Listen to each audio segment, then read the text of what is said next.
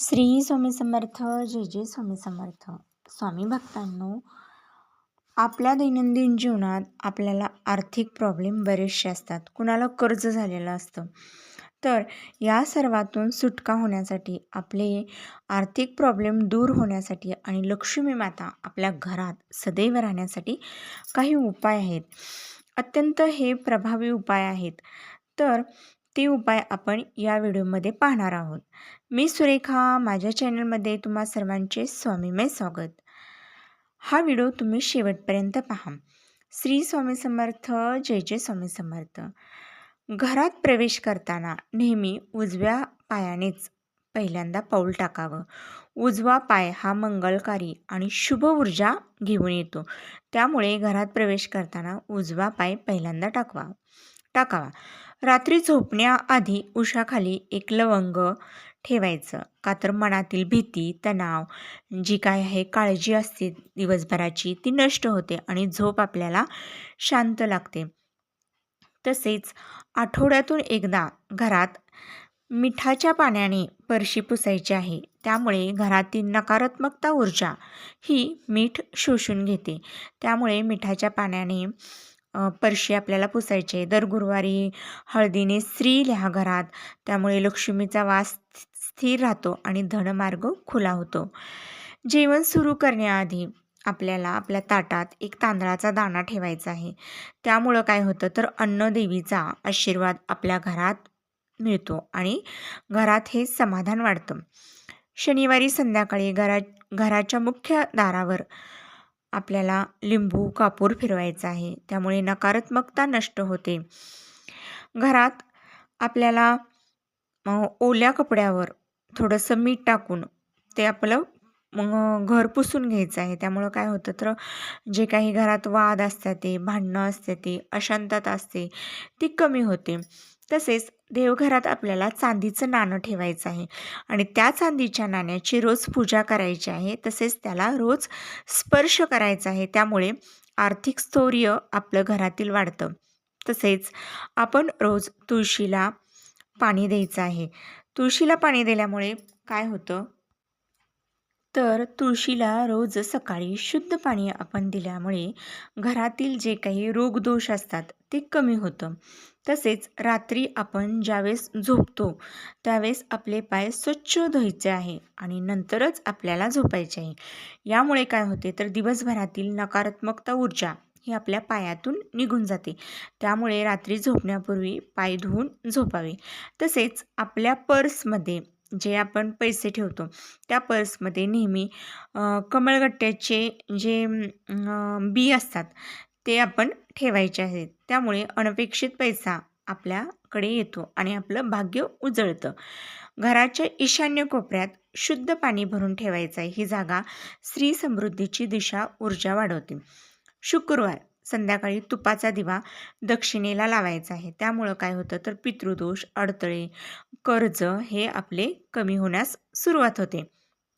तसेच पहाटे 5 ते 7 दरम्यान घराची खिडकी उघडायची आहे.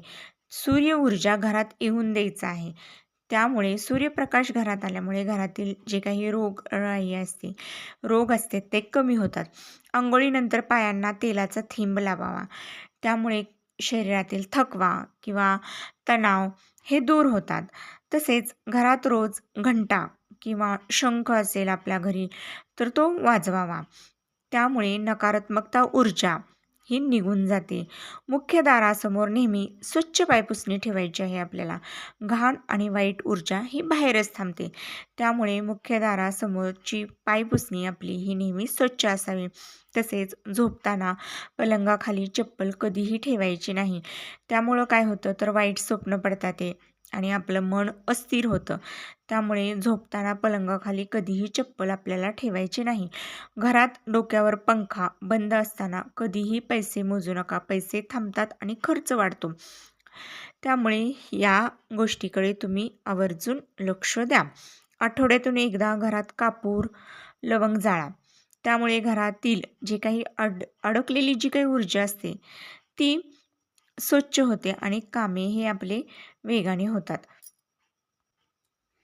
तसेच आपण कोणत्याही कामासाठी घरातून बाहेर जातो तर त्यावेळेस आपण आपल्या देव्हाऱ्यासमोर उभा राहायचं आहे, हात जोडायचे आहे आणि आपल्याला संरक्षण आणि आत्मविश्वास त्यामुळे मिळतो.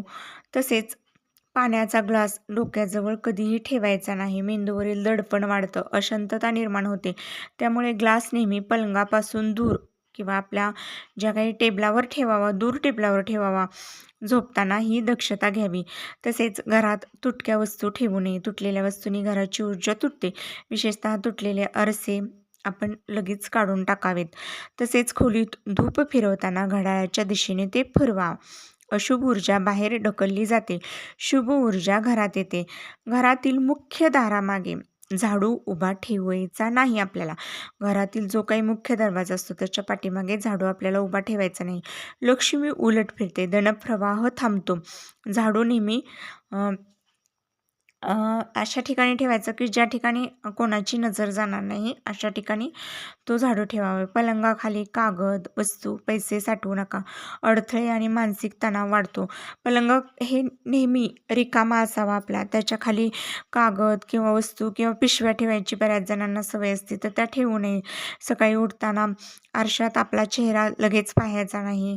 तसेच म्हणजे पहिल्यांदा देवाचं नाव घ्यायचं आहे. आपले उजवे हात आपल्याला म्हणजे बघायचं आहे. त्यामुळे शुभ दिवस जातो आणि यशस्वी आपला दिवस जातो.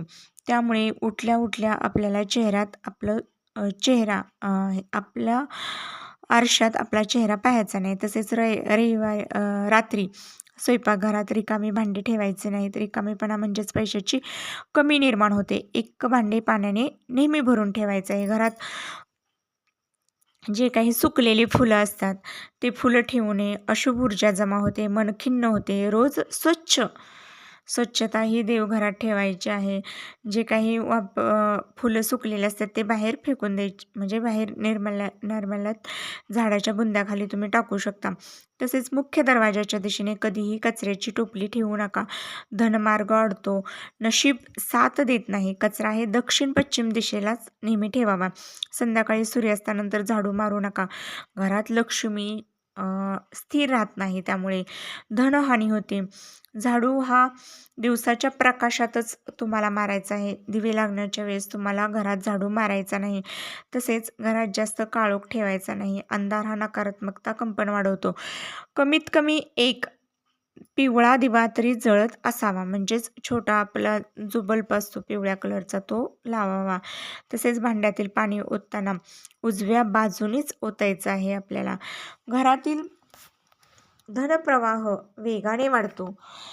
या गोष्टी तुम्ही जर लक्षात ठेवल्या तर घरामध्ये लक्ष्मी माता स्थिर राहते. तसेच स्वयंपाकघरात जी काही काळी मिरी असते, लवंग असतं, मीठ यांचं त्रिकूट ठेवावे. आर्थिक स्थैर्य राहते आणि विशेषतः आपल्या घरात वाद होत नाहीत.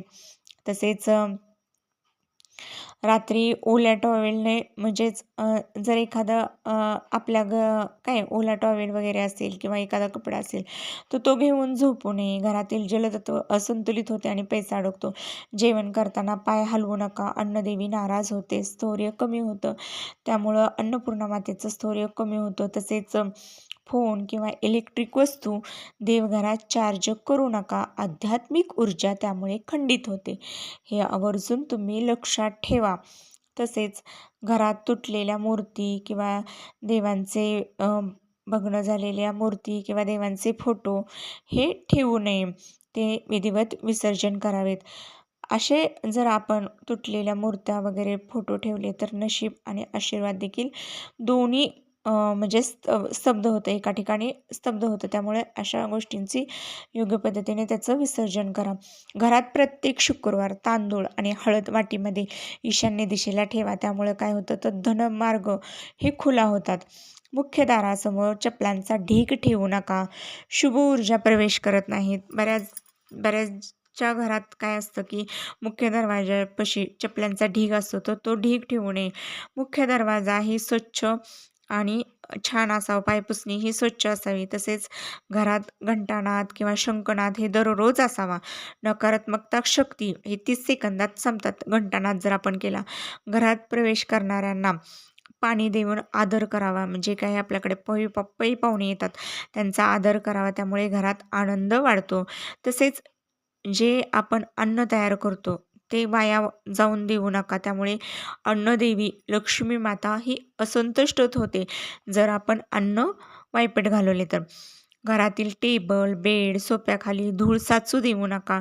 त्यामुळे अडथळे होतात, विलंब निर्माण होतो कुठल्याही गोष्टीला. आपल्या कुठल्या कामात अडथळे त्यामुळे निर्माण होतात. तसेच उशीच्या खाली आपण जे काही झोपतो त्या उशीच्या खाली कधीही पैसे ठेवू नका. त्यामुळे अशुभ कंपन घेतात आणि ते टिकत नाहीत, पैसा टिकत नाहीत. कपाटात सुगंध किंवा कापूर ठेवा, भाग्य सक्रिय होतं. पाण्याचा नळ सतत टिपकत असेल म्हणजे खराब झाला असेल तर तो पटकन दुरुस्त करायचा आहे आपल्याला. त्यामुळे काय होतं तर जर पाण्याचा नळ तसाच टिपकत असेल तर आपल्या हातून पैसा निसटून जातो. लक्ष्मी आपल्या घरात स्थिर राहत नाही. त्यामुळे पाण्याचा नळ हा दुरुस्त करून घ्यावा. घरात 3 वेगवेगळ्या प्रकारच्या मिठाचा वापर करा. ऊर्जा संतुलन, आरोग्य व धनवृद्धी त्यामुळे होते. तसेच नारळ कधीही तुटका ठेवू नका. यामुळं काय होतं तर आपले काही कामं असतात ते अडतात. आता सकाळी घरात प्रथम स्वतः हसरामुख चेहरा ठेवायचा आहे, हसायचा आहे आणि इतरांनाही हसवायचं आहे. हसणं ही सर्वात शक्तिशाली ऊर्जा म्हणजे भाग्यद्वार उघडत असतं. त्यामुळं सतत हसत खेळत आपलं जीवन जगायचं आहे. हे असे जर तोडगे किंवा असे जर उपाय आपण रोजच्या जीवनात केले तर नक्कीच लक्ष्मी माता प्रसन्न होते आणि आपल्या घरात लक्ष्मीचं वास्तव्य स्थिर राहतं. तसेच आपल्याला आर्थिक चणचण भासत नाही. आपल्याला कुठूनही म्हणजेच चांगल्याच मार्गाने अर्थात पैसा येत राहतो घरात आणि आपल्यावर जर काही कर्ज वगैरे झालं असेल तर ते देखील आपलं हळूहळू कर्ज कमी होत जातं. अशा पद्धतीने आपण जर आपल्या घरात हे उपाय केले तर नक्कीच आपला आर्थिक प्रॉब्लेम दूर होतो. श्री स्वामी समर्थ. जय जय स्वामी समर्थ. माहिती आवडल्यास नक्की लाईक शेअर करा. श्री स्वामी समर्थ. जय जय स्वामी समर्थ.